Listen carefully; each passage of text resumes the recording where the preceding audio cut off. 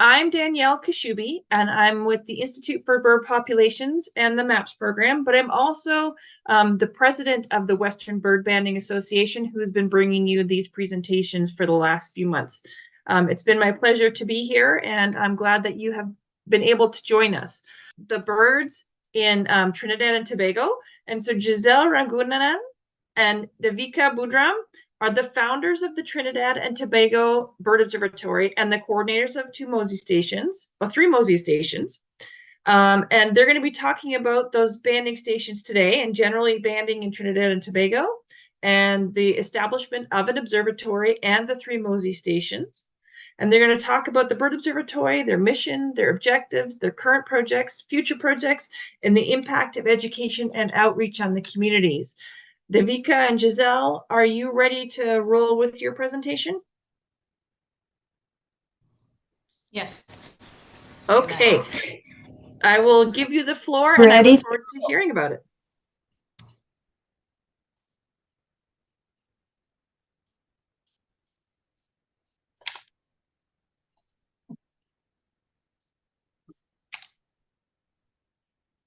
All right. So I hope we're all able to see and hear clearly. So far, it looks great and I can hear you well. All right. So what we want to do today is basically share with you the story of how Trinidad and Tobago Bird Observatory came into being. And we also want to give you some information on what we've been doing so far. And so in preparing this talk and reflecting, I realized a lot of the story of how Trinidad and Tobago Bird Observatory came to be is kind of my personal story. So the adventure of becoming a bird observatory started way back in 2001, and it happened by accident, basically. So I went to Costa Rica to study sea turtles. I was passionate about turtles, and I thought that that's what I was going to spend the rest of my life doing. But I was fortunate enough to meet this guy, Bob Fry, and they had a banding station as well in Tortuguero. And some mornings when I was not doing sea turtles, I went out with them, and I was just really amazed at what you could tell from a bird just by looking at its feathers. And that was shocking to me. I had no clue. And so that was a really cool introduction to bird research, And at the end of the turtle season, Bob said to me, he was like, so what are you going to do next? And I said, well, I hope to maybe get another turtle job and I'll spend the rest of my life working with turtles. And he said, well, before you make that big commitment, why don't you intern at KBO for 1 year, at least 1 year, and there's a lot to learn, and then you could do whatever you want. And I said, and then he also said, well, it's you get a stipend. And I was like, oh, that sounds cool. So I went over to KBO, and what I learned was, I had no idea what I was in for. It was absolutely amazing. So I spent 2 years. At the end of it, I was certified, and we did a lot of owl surveys. Of course, we did banding. I learned how to do point counts. We did turn surveys. It was just really an awesome experience. But what stuck out to me at the end of the 2 years was that I recognized how much was known about North American species and what very little we knew about our species in Trinidad and Tobago. And so that really resonated. And I kept, asking myself, so now that you've learned so much and now that you know what's lacking, what are you going to do about it? And so I was kind of in a little depressed state for a little bit. And then John Alexander and CJ, we had a conversation and they were like, well, let's do something about it. Are you willing to go back to Trinidad and set up a banding station? And I was like, yeah. So they donated a kit. I returned to Trinidad and started banding in the Northern Range. But the funny thing is that at that point in time, I knew how to identify North American species, but not Trinidad and Tobago species. So that was an adventure in itself. Just learning the species, seeing the cool stuff in the mist nets. And there was one morning I captured a bird. It was clearly a juvenile bird. Wasn't too sure what it was. And so I sent an email to the professor at the university and I said, I'm not too sure. Can you help me identify it? And he wrote back the same day and he said, oh, I heard that you're back and I heard that you're a bander and we have funding to work with the white-tailed saber wing. and he said, we've just designated this bird as an environmentally sensitive species, and we need somebody to assess the population, look at the distribution. And I was, of course, excited. I was honored that this opportunity came my way. And so I went over to Tobago. The objectives of the project was to reassess the population size, was to also look at the distribution, and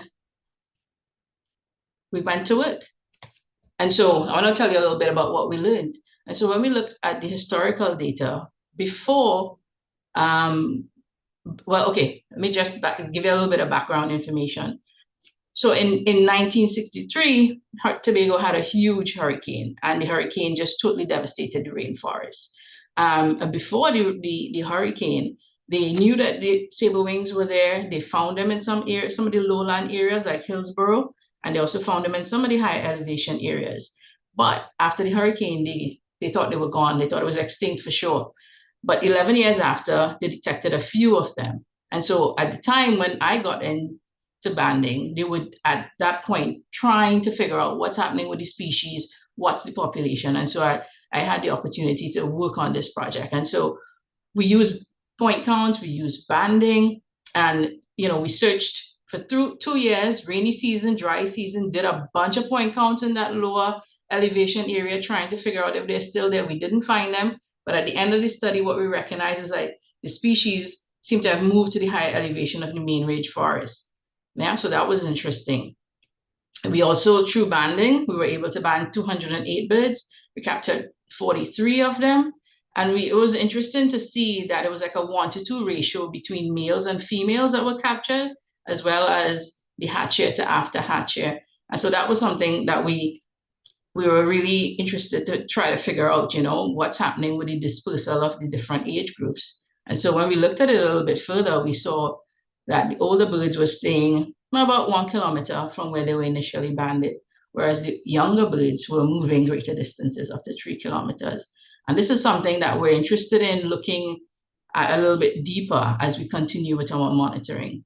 All right. Another interesting piece of information is that we think we had the oldest recorded white-tailed sablewing, 6 years old. He was initially captured in 1999, and then again in 2001, and then I got him again in 2005. So that was cool.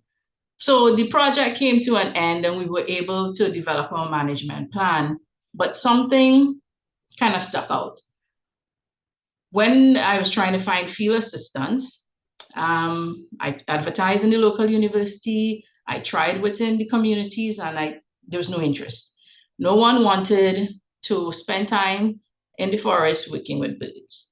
However, when I advertised on ornithologicaljobs.com, I had over 50 participants, all ranges of degrees and experience, willing to come, pay their way, and that kind of stood out, and it really bothered me. I couldn't understand. I was disappointed that we didn't have more locals interested in wanting to make a difference or wanting to even learn about what we had. And so I thought that this is something that has to be addressed. And so when this project finished, I decided to shift a little bit towards education. And at the same time, I also became a mom.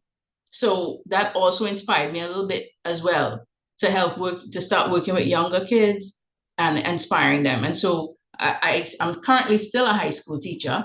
And so what I do every year, every group, I introduce them to banding, teach them how to use the nets and extract and stuff, not in very much detail, but it's an introduction. And so over time, I've seen a change. I've seen young Tobagonians now interested. They're no longer afraid as they used to be. And I've even had some students who decided to go on to university and do their degree in biology because of the experience that they've had. So that I'm very, very proud of that. Right. And these two little ladies there are my kids.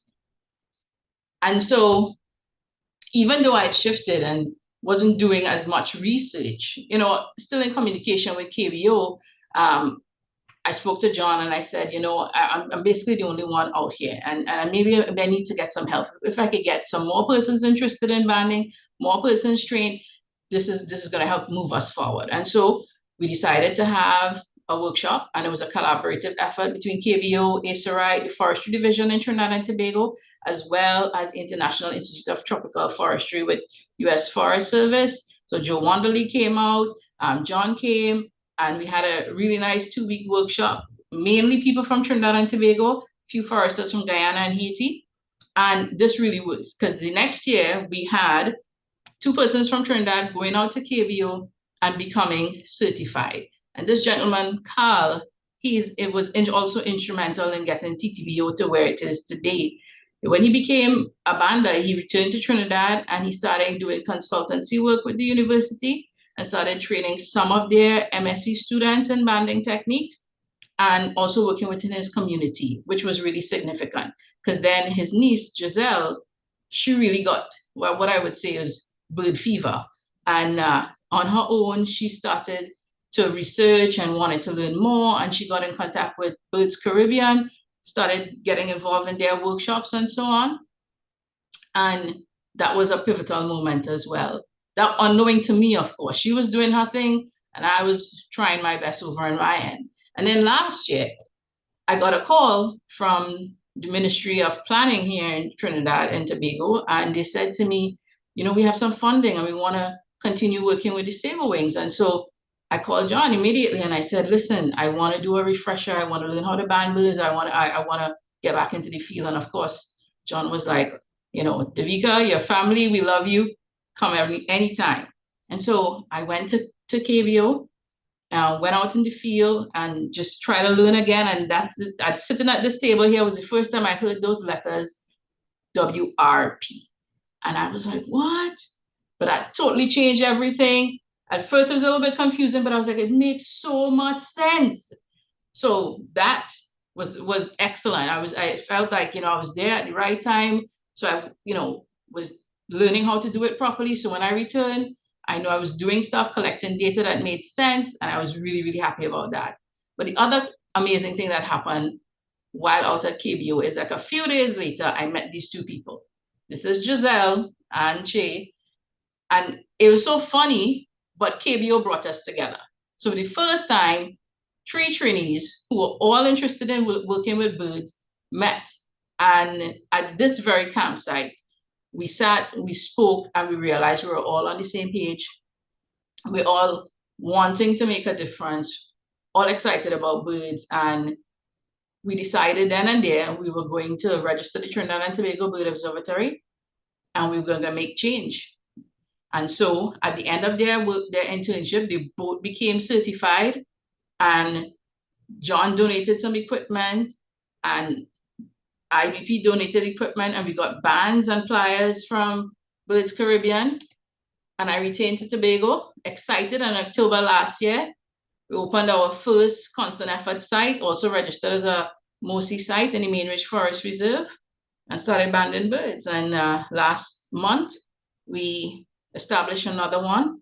And I mean, we would have liked to have more, but you know, funding is always a challenge.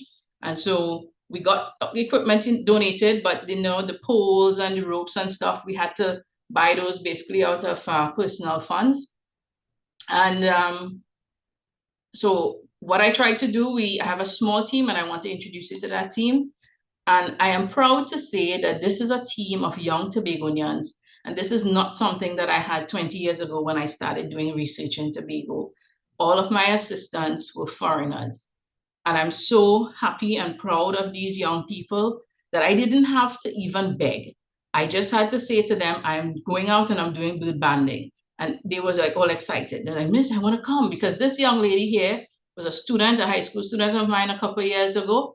And so she had the exposure. And so I didn't even have to ask her twice. This young guy, same, you know, he was all excited. He's like, yes, miss. And they're reading the materials, they're learning everything. And this little one here, that's my eldest daughter, also excited and all willing to work. And so I'm at the point now where I feel that, you know, I've done something that's worthwhile, that I have a crop of young locals who are eager, who is excited about sharing their information and constantly talking about bringing new people out at the site.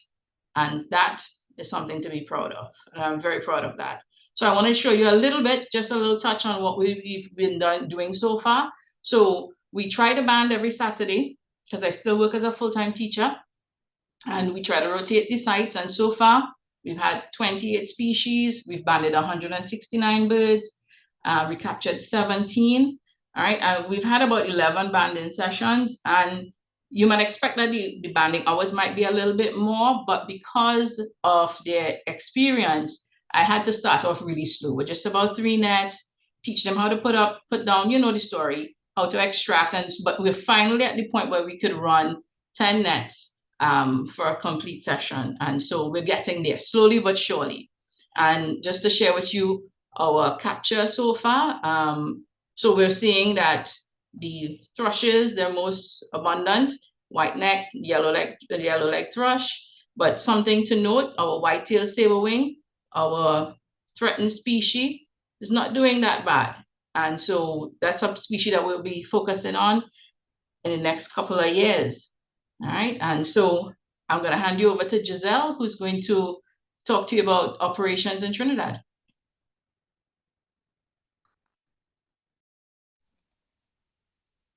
Thank you. And thank you to Daveka, whom I am especially inspired by, for sharing this opportunity with me, and who is going to be presenting for me. So she's going to be changing my slides.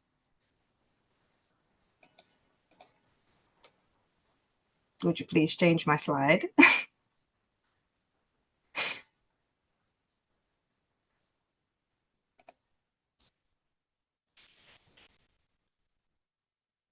I'm sorry, but I'm trying to, I don't know why it disappeared, and I'm not able to share it again.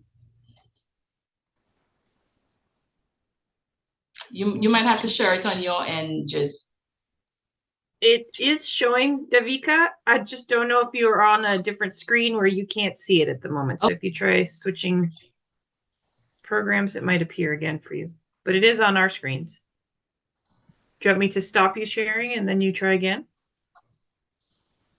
Yeah, maybe we should try that. All right. Well, there, okay. Okay, so now it's stopped sharing, and if you want to share again, there we go.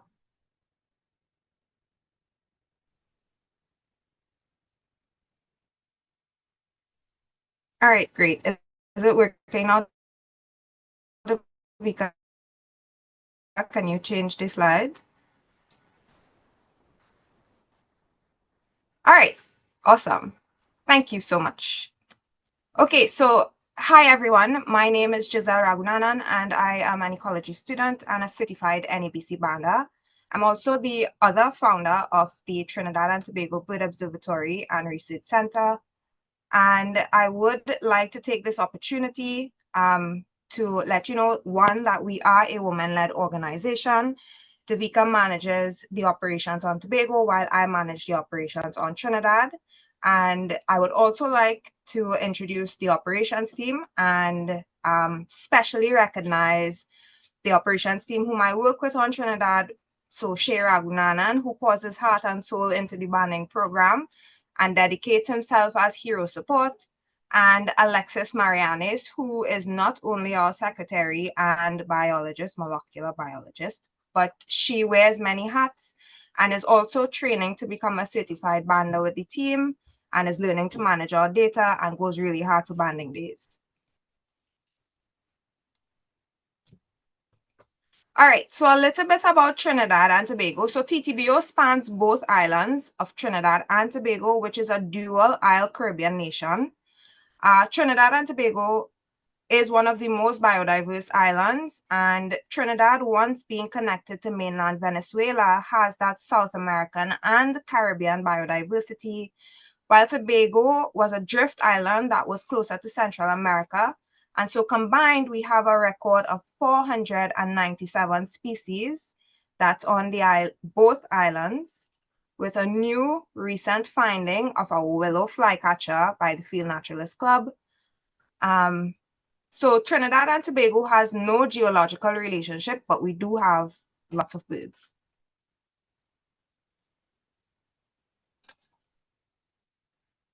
So a little history, birds have always been a part of my life. My grandmother was a Carib or Taino woman of the indigenous culture, and she had quite a profound understanding of nature, quite a profound understanding. And she kind of passed that on to us. And so my favorite place to exist was always in the mountains in the forest of Brasso Seco Paria, where I live now, very close with my uncle Carl.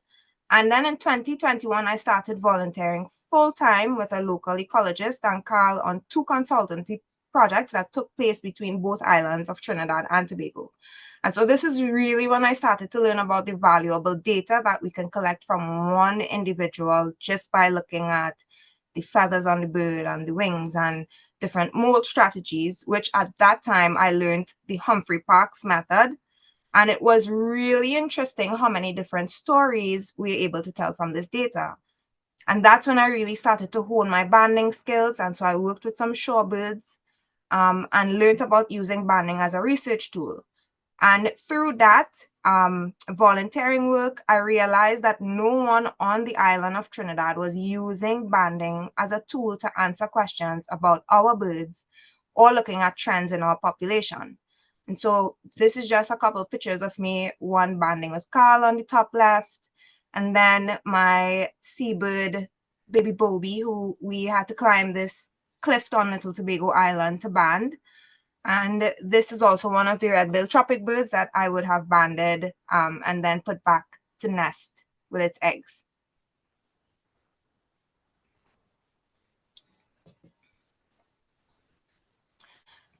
So I was very eager for knowledge after my volunteering. And so in September 2022, I wrote to OAMA and started a fundraiser to go to Brazil. I was really, really interested to learn the science of banding. And my time was short in Brazil, but the lessons were so valuable. When I came back, I jumped right back into volunteering full-time when I would meet Ellie Davenish Nelson and Howard Nelson, who connected me with the Birds Caribbean team. And then I went to the first Caribbean bird banding workshop in March 2023 in the Dominican Republic in Jarabacoa. And you can see us here, the entire CBBN crew. Big up to my CBBN crew. And then the journey really took flight. So I was very fortunate to have been connected with some really amazing people during my journey. And I would really like to thank my Aunt Kelly for helping me to make some of those connections. You can go ahead and flip me. Great. And so dreams do come true. KBO was scribed in my mind since 2011 when Carl got back from KBO and did his banding internship. And so then I was just a teen, but I was very keen and interested in doing volunteer work. And then fast forward to 2023, I got accepted to KBO to band in the Pacific Northwest, where I would meet Daveka for the very first time. Although we live, in inter-island connectivity. Met Island Phillipson from the Science of Bird podcast, which was one of my absolute highlights from being at KBO. And then my partner and I spent 3 months in the Klamath Basin studying migratory birds on their breeding grounds and chasing migration, as all the birds we came to know so personally migrated to the neotropics. And so it was time for us to do our exams and follow the migration journey back south. And so we returned to Trinidad in November 2023, as I would like to say, bag and baggage, with equipment from Steve and the IBP and Klamath Bird Observatory to start the banding operations as certified Caribbean bird banders. All right, so our mission. We came back to Trinidad. We registered the organization. We had deep talks. We deep dive into everything that we want to do, what we see, made our projections. And so we made our mission statement. And so our mission revolves around promoting the preservation of critical habitats, conducting rigorous banding studies, and fostering community engagement. And so our team of biologists collaborates to contribute valuable insights into behaviors, migration, and ecological dynamics of Trinidad and Tobago diverse bird species. And we really try to pride ourselves with a commitment to scientific excellence and environmental stewardship, while raising awareness and empowering communities to safeguard the rich biodiversity of the Caribbean. So some of our current projects that we wanted to share with you, our long-term Miss Netting project, which is one of the things that we really tried to jump back into when we got back to Trinidad. And so thus far, I know that Danielle would have said that we have 3, but Daveka did correct me recently because we now have 4 registered long-term monitoring sites, 2 on Trinidad and 2 on Tobago, all registered with MoSI and the Institute for Bird Populations. And this is really helping us to gain valuable insights on our resident birds, especially molt. Like, we cannot get enough of these molt patterns. And then we were also given a project by the Environmental Management Agency and the Ministry of Planning to reassess the population size and distribution of the white-tailed saber-wing on Tobago. And so we're going to be looking to train bird banders, the foresters' bird banding skills on Tobago to assist with reassessing that population. And we're also looking at sound communication recording. So we're looking at sound communication analysis using a Zoom F3 recorder and Omni mics that record up to 3 miles in radius. And this can really help us to connect sensitive areas. And we're also looking at a 13-year follow-up of the golden-headed manakin, a 13-year follow-up on the phenology of the golden-headed manakin. And so what we're going to be doing ideally with the golden-headed manakin study is we're going to be using the same sample sites as Daveka et al. In 2011. So we're going to be looking at those 3 sample site areas, one being heavily disturbed site, moderate disturbance, and then very minimal disturbance, with being cloud forest elevation in the northern range of Trinidad.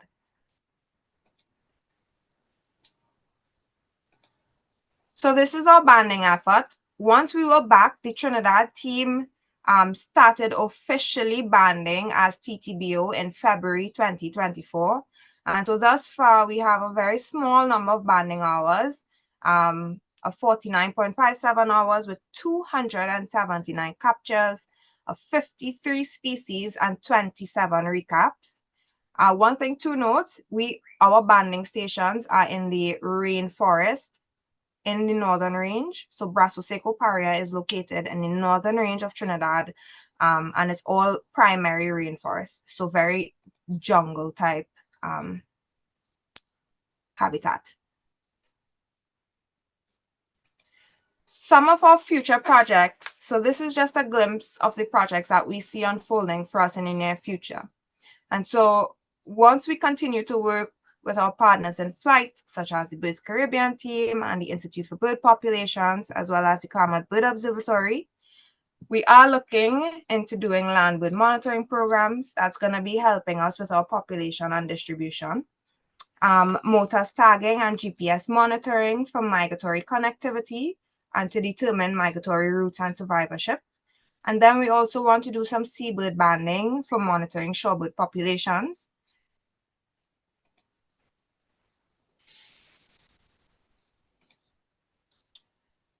And so we offered our first bird banding workshop in February of 2024.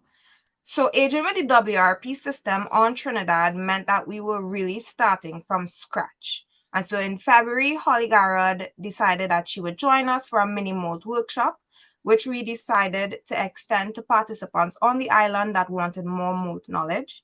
And so we basically just came up with this workshop together, the TTBO team and Holly, and we put it out there, and we had a diverse number of participants, from university professors to university graduates, students, and even community members in the Brasso Seco Paria community that were really, really keen to learn more about birds and the establishment of the observatory and what's next. And so we concluded our first workshop in February of 2024, and we plan to keep offering banding workshops to facilitate international and regional interns for training and capacity building.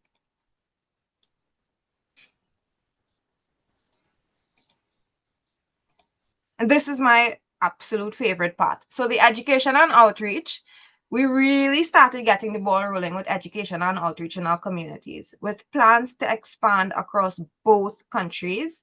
Brasso Seco Village on Trinidad and Speyside Village on Tobago are considered rural communities with very limited access to resources and educational restrictions, as Daveka would have mentioned before. And so we are trying to bridge this gap with setting the expectation of accessibility for all. And so through collaboration and grassroots fundraising initiatives, sometimes out of our own pockets, we direct all of our resources to our communities and neighboring communities with plan to expand this. And so the TTBO participates in Caribbean Endemic Bird Festival and World Migratory Bird Day activities, with now what has evolved into a festival called the Bird Harvest. This Bird Harvest Festival was named by the children in the community, and so we are planning to expand to Tobago this year. On the top left, you can see one of our first banding demonstrations. So this was banding with the public, the kids edition, where we would invite the community to come up and get that demonstration of banding. And we also facilitate ecology workshops, field trips, camps. And so top right, you can see our wondrous West Indian wetlands field trip, where we took the community children to the Carney Swamp. And that way we were able to introduce them to wetland habitats and the importance of wetlands, and just show them a little bit of a different ecosystem than what they are used to in this rainforest. And we've done that. The bottom picture you're seeing here, recognizes the tapestry photography exhibition that we took some of our high school students and young adults from the community to Faraz Abdul's photography tapestry exhibition. Faraz is a wonderful nature photographer, excellent bird photographer. And so then we took the kids to the botanical gardens to do some botanical birding, and this was just one of the field trips that TTBO facilitates. And this year, we're going to be aligning the Caribbean Endemic Bird Festival and World Migratory Bird Day theme, Protect Insect, Protect Birds. This event will highlight the importance of a healthy ecosystem, of course, further emphasizing our habitat protection model, and we are marching to save soil for cicadas this year. That's my absolute favorite part. So we really want to say a huge thank you to our partners, the Birds Caribbean team, the Caribbean Bird Banding Network. When Shay and I were selected for our banding internship to KBO, Birds Caribbean jumped right in and covered our travel expenses and living expenses during our stay.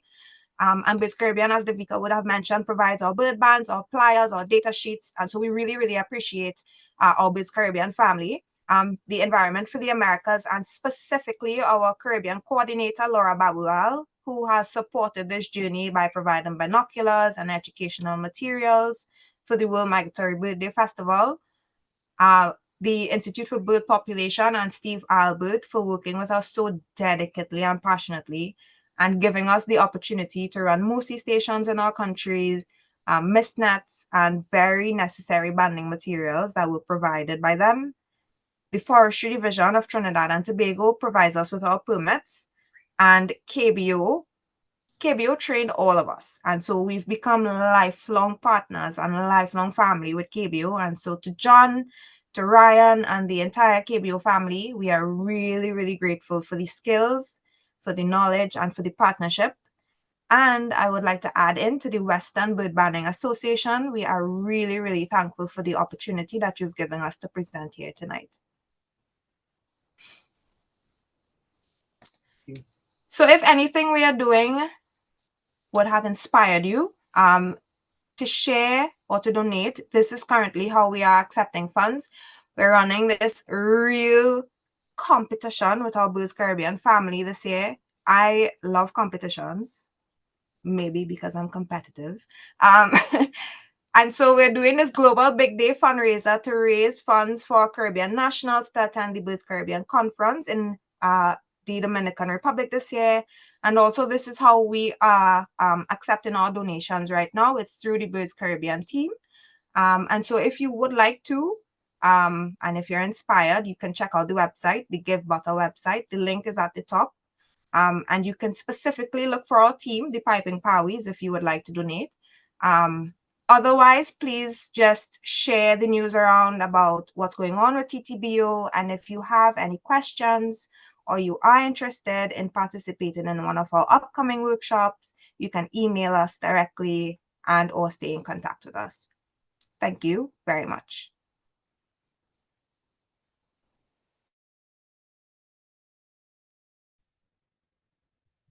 Thank you to both of you. That was amazing how much you have done in such a short amount of time. I mean, it seems like short to me for the year, but I know, Daveka, you've been working for many years on this, but amazing work that you've been doing. If you want to put those links into the chat, oh, Holly's already got it, so that's great. Good job, Holly. So then if anyone wishes to donate to them, that would be great. And does anyone have any questions for Giselle or Daveka right now?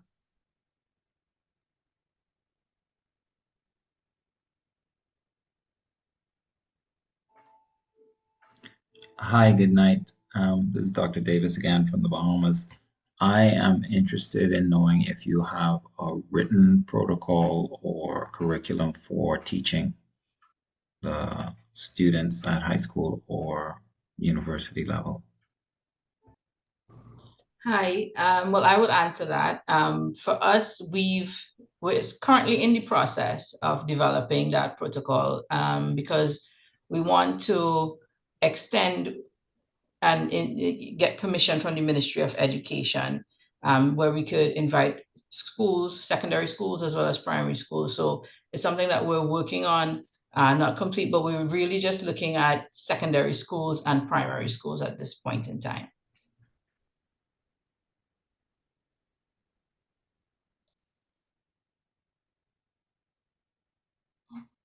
Thank you. When you're out banding, do you find that the community looks for you on those banding days and tries to watch what you're doing, or has it caught on as a community event on a regular basis yet? Just my students, my high school students, they would ask, I mean, Miss, when are you going out? And they'll show up. But we also have a lot of tourists that we sometimes interact with that come along our trails. And so we have interest there. And but hopefully we'll get more of the community involved as we launch our education and awareness into the schools. The hope is that we could be a facilitator of some of the science experiments, those ecology experiments that students have to do for their high school projects and so on. And so that's why we're developing it to go to the ministry so they see the value and they give permission for teachers to bring students out to us. So I'm hoping before the end of this year, we could have a really well-developed program in place and have most of Tobago high school students knowing what bird banding is and be willing to do internships with us and so on. Yeah. Great. I also noticed that when you put up your banding numbers, you had quite a few unbanded birds. Is that because you don't have bands of that size, or you were too busy at the time, or what was the reason for the number of unbanded birds that you had? Most of those unbanded hummingbirds. Okay. Yeah. So yeah, that's the reason. Mainly rufous-breasted hermits. Are you moving on to that next? Well, we're currently trying to make our bird bands, make hummingbird bands. And so I have a brother that has a company that does printing and stuff. And so we're trying to see if we could get that. So if we could figure that out, and that's something hopefully we could have happening throughout the Caribbean where we could start banding hummingbirds. But that's a work in progress. We've been trying for a while now. It's been tough trying to figure out the exact material, figuring out the correct size. So yeah, it's ongoing. That's a big project. Trials, but yeah, some failures as well. Yeah. Awesome. Does anyone else have any questions?